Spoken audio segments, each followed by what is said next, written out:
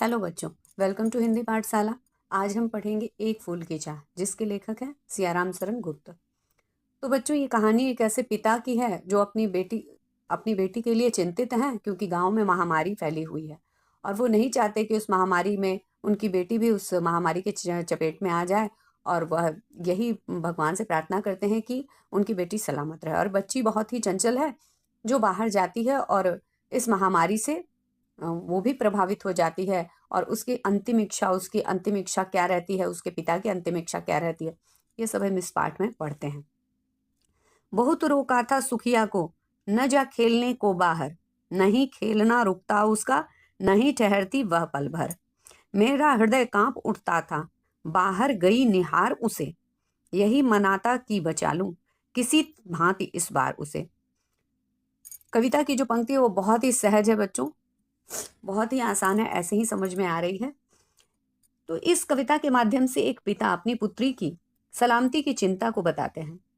जिनकी बेटी सुखिया बहुत ही चंचल है, पिता पुत्री सुखिया को अपने घर से बाहर खेलने जाने से मना करते हैं, परंतु सुखिया नहीं मानती और बाहर खेलने चली जाती है। सुखिया को बाहर जाते देख पिता का हृदय कांप उठता है।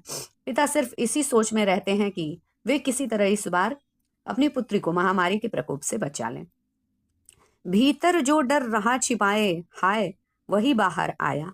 एक दिवस सुखिया के तन को ताप तप्त मैंने पाया। ज्वर से विह्वल हो बोली वह, क्या जानूं किस डर से डर, मुझको देवी के प्रसाद का एक फूल ही दो लाकर। बच्ची अपने पिता से अपनी इच्छा जाहिर कर रही है और सुखिया के पिता के मन में जो डर छुपा हुआ था, दरअसल वही हुआ। जिस डर से सुखिया के पिता डर रहे थे, वही डर वही सामने आया। और एक दिन देखा कि सुखिया बुखार से तप रही है। तेज बुखार से बेवल होकर वह बोली, मुझे किसी बात का डर नहीं है। उसके बाद सुखिया अपने पिता से कहती है कि वे उसे देवी माँ के प्रसाद का एक फूल ही लाकर दे दें ताकि वह ठीक हो जाए। क्रमशः कंठ छीन हो आया, शिथिल हुए अवयव सारे, बैठा था नव नव उपाय का, चिंता में मैं मन मारे। जान सकाना प्रभात सजग से, हुई अलस कब दोपहरी, स्वर्ण घनों में कब रवि डूबा, कब लौटी संध्या गहरी। इस पंक्ति में कवि कहते हैं कि पिता अपनी पुत्री की हालत को देखकर चिंतित हैं और वह कहता है कि सुखिया का गला सूख गया था, गले से आवाज नहीं निकल रही थी, कंठ अवरुद्ध हो गए थे, गले से आवाज नहीं निकल रही थी, वह शारीरिक रूप से कमजोर पड़ने लगी थी। सुखिया के पिता उम्मीद में नए नए उपाय करके देख चुके थे। वे गहरी चिंता में मन मारे बैठे हुए थे। तत्पश्चात वह यह न जान सके कि कब सुबह हो गई और आलस्य से भरी दोपहरी कब ढल गई, कब सुनहरे बादलों में सूर्य डूबा और कब संध्या हो गई। उन्हें समय का कुछ पता ही नहीं चला, इस चिंता में, इस उपाय की चिंता में कि मेरी बच्ची कैसे ठीक हो।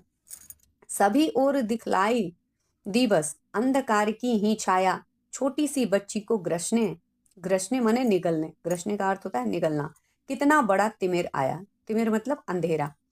ऊपर विस्तृत महाकाश में, विस्तृत मतलब बहुत बड़ा, जलते से अंगारों से, अंगारे मतलब आग की लपटें या आग की ज्वाला, झुलसी सी जाती थी आंखें, जगमग जगते तारों से, जगमगाते मतलब टिमटिमाते। चारों तरफ अंधेरा ही अंधेरा छाया हुआ था, जिसे देखकर ऐसा प्रतीत हो रहा था कि छोटी बच्ची को निगलने के लिए, ग्रसने के लिए वह अंधेरा आया हो, इतना बड़ा घना अंधेरा आया हो।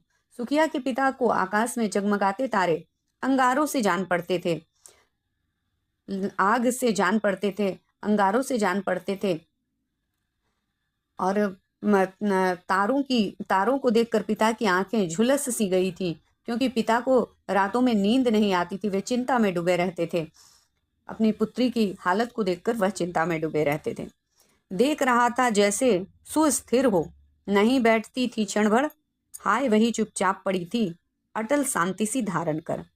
सुनना यही चाहता था मैं, उसे स्वयं स्वयं ही उकसाकर, मुझको देवी के प्रसाद का एक फूल ही धुलाकर। सुस्थिर मतलब एकदम शांत से, क्षण मतलब पलपन, हर मिनट, और अटल मतलब होता है जो टले नहीं, हमेशा हमेशा ही बना रहे। अटल शांति मतलब एकदम शांत।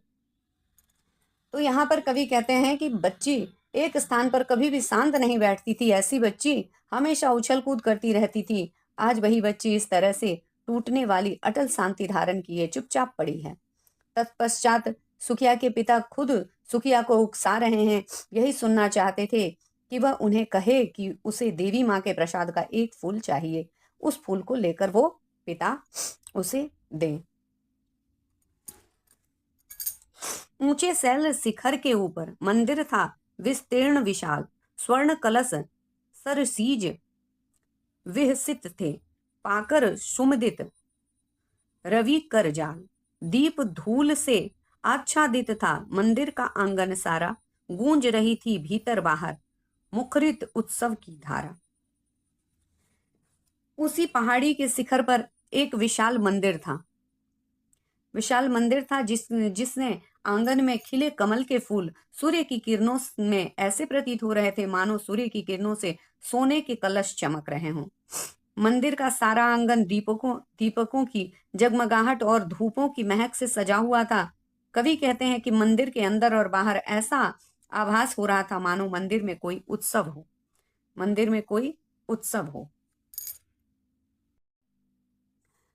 भक्त वृंद सब मधुर कंठ से गाते थे सभक्ति मुदमय, पतित तारिणी पापहारिणी माता तेरी जय जय जय।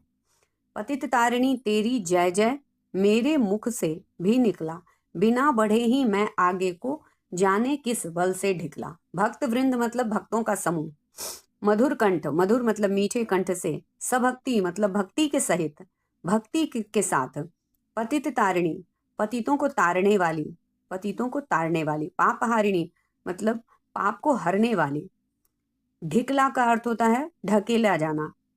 तो यहाँ पर कवि कहते हैं कि सुखिया के पिता जब मंदिर पहुंचे तो वहां भक्तों का समूह मधुर आवाज में के साथ मिलकर देवी माँ का पूजन कर रहा था। सब गा रहे थे पतित तारिणी पापहारिणी माता तेरी जय जय जय। देवी माँ की स्तुति में सुखिया के पिता भी मग्न हो गए। तत्पश्चात बिना कोशिश के ही वे आगे अपने आप मंदिर के अंदर ही चले गए। उन्हें ऐसा आभास हुआ मानो उसे किसी अदृश्य शक्ति ने मंदिर के अंदर ढकेल दिया हो। मेरे दीप फूल लेकर वे अम्बा को अर्पित करके दिया पुजारी ने प्रसाद जब आगे को अंजलि भर के, भूल गया उसका लेना झट परम लाभ सा पाकर मैं, सोचा बेटी को माँ के ये पुण्य पुष्प दूं जाकर मैं। अर्पित मतलब होता है अर्पण करना, चढ़ाना, और दीप धूप दीप फूल तो पूजा की सामग्री हैं, और अंजलि मतलब होता है दोनों हाथों से, दोनों हाथों को फैलाकर अंजलि बनती है। और बेटी पुण्य पुण्य पुष्प मतलब पुण्य का फल जो उन पुजारी ने उनके हाथों में दिया था, वह पुण्य का फल मतलब पुण्य पुष्प, वह फूल जो पुजारी ने उन्हें लाकर दिया था, उसके बारे में यहाँ कवि कह रहे हैं। पुजारी ने पिता के हाथों से दीप और फूल लेकर देवी माँ की प्रतिमा पर अर्पित कर दिया। पुजारी ने जब सुखिया के पिता को देवी माँ का प्रसाद दिया तो उसने कल्पनावश पल भर के लिए तात्कालीन क्षण के आनंद में उस प्रसाद को लेना ही वह भूल गया। सुखिया का पिता सोचने लगे कि वह पुण्य पुष्प वह अपनी बेटी को जाकर देंगे। इस सोच में वह खोया हुआ था और अंजलि आगे कर वह प्रसाद लेना ही भूल गया। सिंह पौड़ तक भी आंगन में नहीं पहुंचने मैं पाया, सहसा यह सुन पड़ा कि कैसे यह अछूत भीतर आया। पकड़ो भाग देखो भाग न जाए, बना धूर्त है यह कैसा, साफ स्वच्छ परिधान किए है भले मनुष्यों के जैसा। पौड़ मतलब आंगन का पौड़ होता है, और सहसा मतलब अचानक से, और अछूत जो अछूत जाति के हो वह अछूत यहाँ पर ये जाति को दिखा रहा है। और धूर्त यानी कि जो धोखा दे उसे धूर्त कहते हैं। परिधान कपड़े को कहते हैं, और मनुष्यों जैसा मतलब भला मानुष मनुष्य के जैसा। तो इस पंक्ति में कवि ने कहा है, बताना है कि निम्न जाति वालों का मंदिर में जाना प्रतिबंधित है। कवि कहते हैं कि सुखिया के पिता प्रसाद लेकर मंदिर के द्वार तक भी नहीं पहुंच पाए थे कि एकाएक पीछे से आवाज आई, यह अछूत मंदिर के अंदर कैसे प्रवेश किया? इसे पकड़ो, कहीं यह भाग न जाए। यह तो भले मनुष्यों के जैसा बनकर आया है, और देखो तो कैसे साफ सुथरे कपड़े पहनकर हमें मूर्ख बना रहा है। मंदिर के मंदिर के लोगों ने कहा, पापी ने मंदिर में घुसकर किया अनर्थ बड़ा भारी, कलुषित कर दी है मंदिर की चिरकालीन सुचिता सारी। ऐ क्या मेरा कलुष बड़ा है देवी की गरिमा से भी, किसी बात में हूं मैं आगे माता की महिमा के भी। कवि कहते हैं कि लोग कहने लगे कि इस पापी ने मंदिर में घुसकर बड़ा अनर्थ कर दिया है। साथ में भी यह भी कहने लगे कि वर्षों से बनी मंदिर की परंपरा और पवित्रता को इसने अशुद्ध करने का काम किया है। उक्त घटना से आहत होकर सुखिया के पिता यह सोचने पर मजबूर हो जाते हैं कि क्या मेरा अछूतापन देवी माँ की गरिमा से भी बड़ा है? क्या मेरी महिमा इतनी बलशाली है कि मेरे इस अछूतपन से देवी माँ की महिमा धूमिल हो गई हो, वह प्रभावित हो गई हो? बस मेरे इस छोटे से इंसान के छूने से क्या देवी माँ की पवित्रता छीन हो गई हो? तो ये सुखिया के पिता ऐसा सोच रहे हैं।